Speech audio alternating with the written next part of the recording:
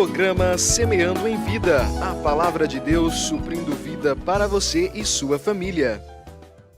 Shalom, amada igreja, shalom, amados em Cristo, shalom aqueles que também não conhecem a Jesus. Meu nome é Paulo Pérez, pastor do Ministério Sementes de Cristo, e quando nós declaramos aqui, amados, para vocês sobre o ministério, não é para que engrandeça o ministério, não engrandeça a palavra, até porque eu sou contra a ênfase na placa, no nome da denominação, na foto de um líder espiritual, de um pastor, até porque, amados, isso não leva você a lugar nenhum e não pode fazer nada, não tem poder, não tem milagre, não pode fazer nada na tua vida. Eu não posso.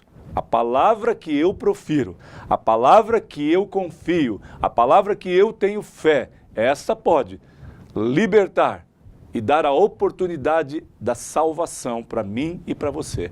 A palavra poderosa de Deus, o Evangelho de Jesus, este pode transformar a tua história de vida, transformar a tua família, fazer com que você entenda o que é viver debaixo da mão poderosa de um Deus poderoso, de um Deus que pode suprir todas as tuas necessidades, de um Deus que pode fazer coisas tremendas no momento em que nada acontece, tudo parece estar perdido. Esse Deus pode se manifestar em nosso favor. Esse é o Deus que eu conheço, que eu creio e que eu confio. Porque outrora eu também não confiava, porque eu não acreditava, eu não sabia quem Ele era. Eu só ouvia falar e não vivia a essência da plenitude desse Deus, porque vivia nos meus próprios deleites, nos meus próprios desejos e conduzido pelo pecado. Outrora, agora conhecendo a luz de Deus, conhecendo o Evangelho, o pão da vida, a água que purifica, aquele que nos reforça, aquele que nos dá força, que nos institui como filhos amados, não mais como pessoas apartadas, porque nós desejávamos outrora. Olha o que é a palavra de Deus, eu quero compartilhar um texto que está em João, capítulo 8, versículo 31, 32 e 36, nós vamos ler. Diz assim a palavra de Deus.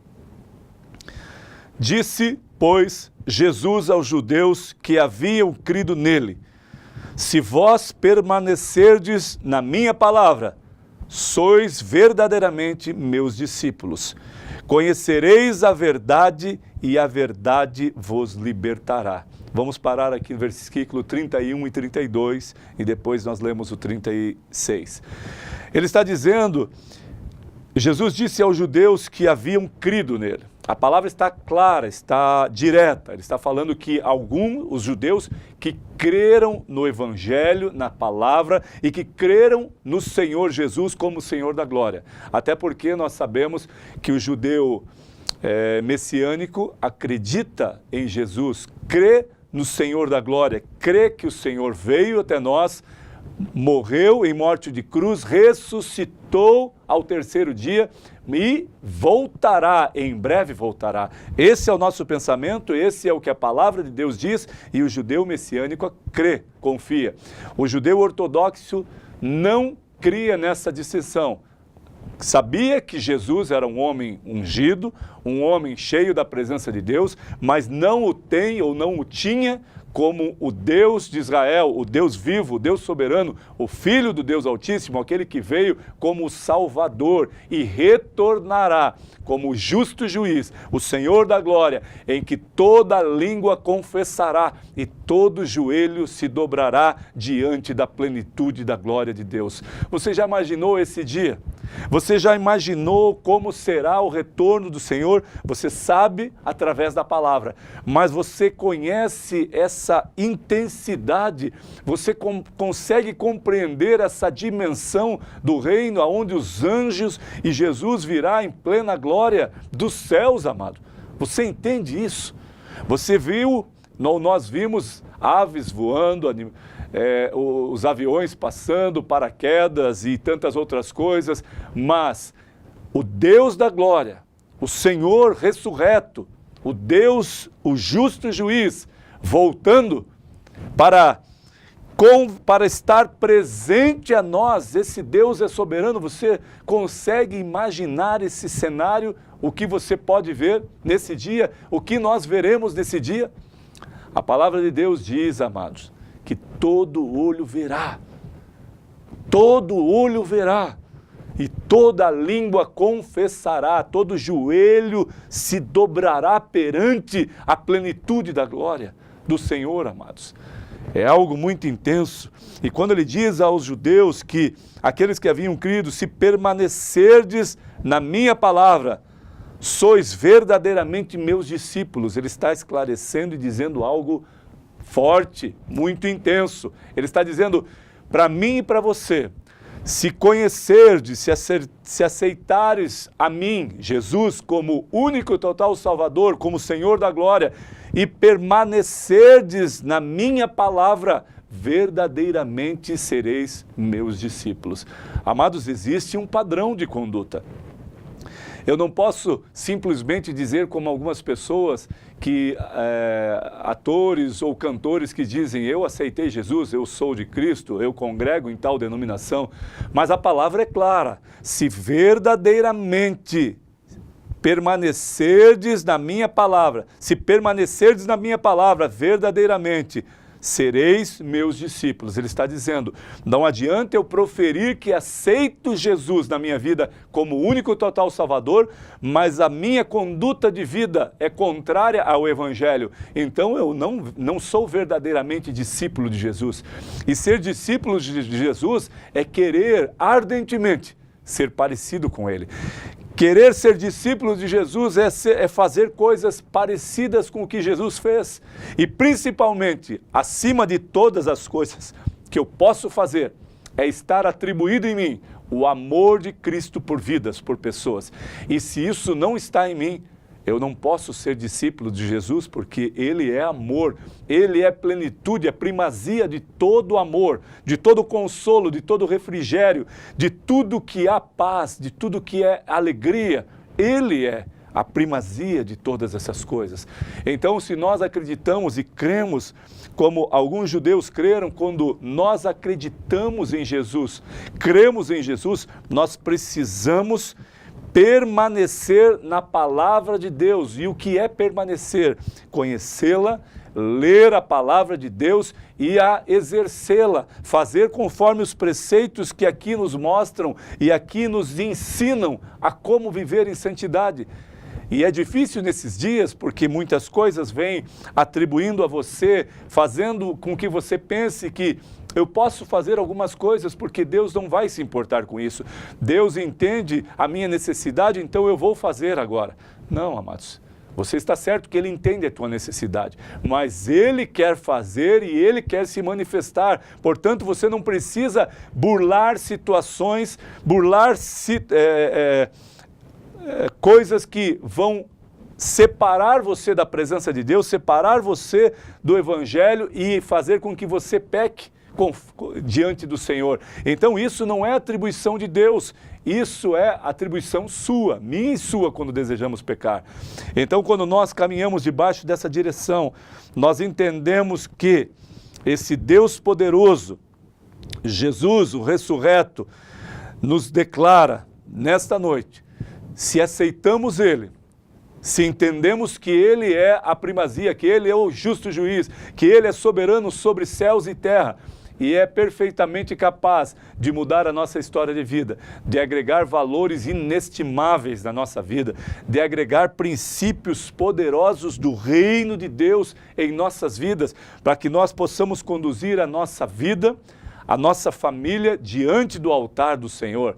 Quando eu e você vemos isso, amados, alguns princípios que o Evangelho nos declara, ele fala que nós devemos amar a Deus sobre todas as coisas. E o segundo princípio é amar ao próximo como a si mesmo. Mas este próximo institui que começa na minha família. Eu não posso amar pessoas lá fora, aquele que está perdido, aquele que está enfermo, aquele que está machucado, aquele que é um andarilho. Eu não tenho como amá-lo se eu não governar ou não zelar primeiramente pela minha família.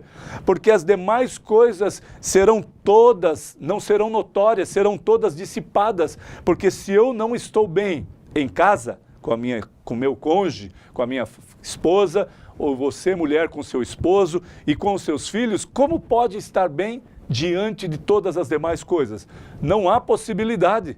Você pode ser muito bem-sucedido no seu emprego, uma pessoa exemplar no seu emprego, que trabalha bem, que conhece muito daquilo que você faz, mas se a sua casa não está bem, amado, me perdoe, mas você não está bem. Você só consegue fazer aquilo que você estudou, aquilo que você enfatizou, mas você internamente, interiormente não está bem. O seu coração está abalado, a sua estrutura está abalada e você consegue fazer aquilo que é regra absoluta de um conceito ou de um procedimento e executa ele claramente, perfeitamente, mas não está bem.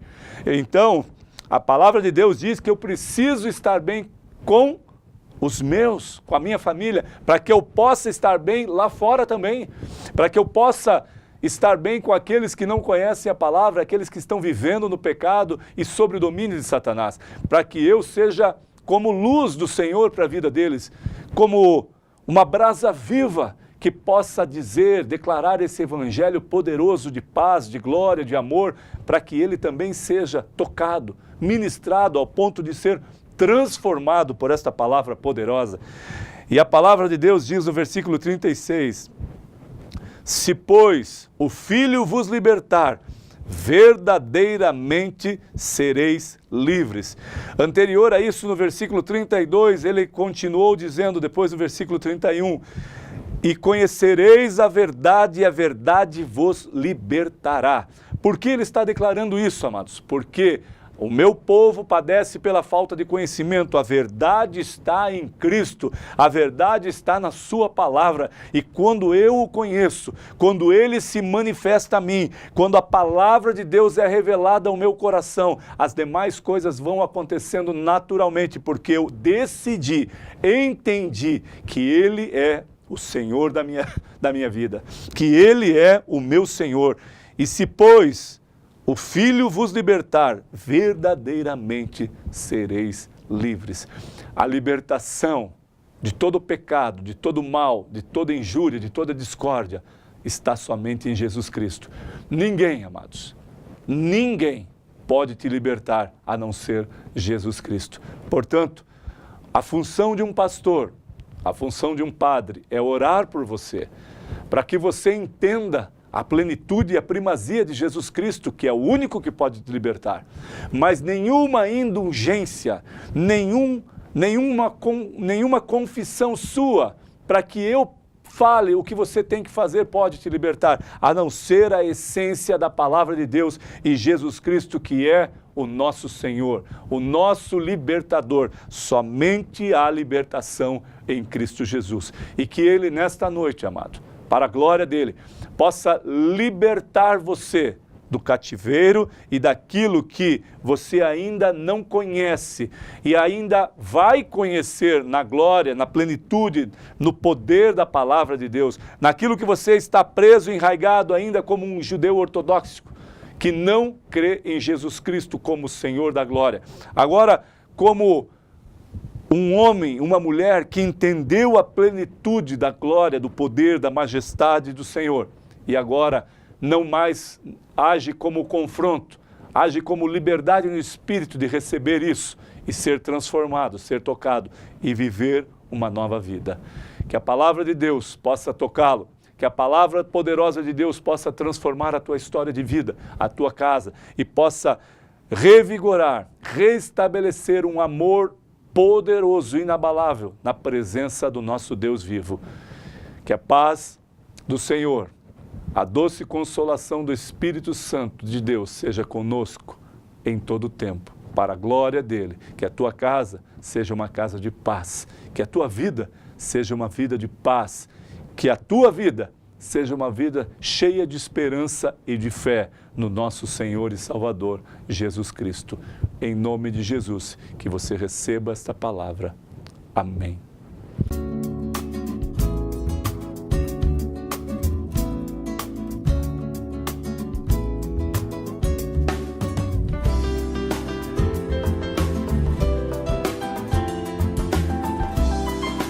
Programa Semeando em Vida, a palavra de Deus suprindo vida para você e sua família.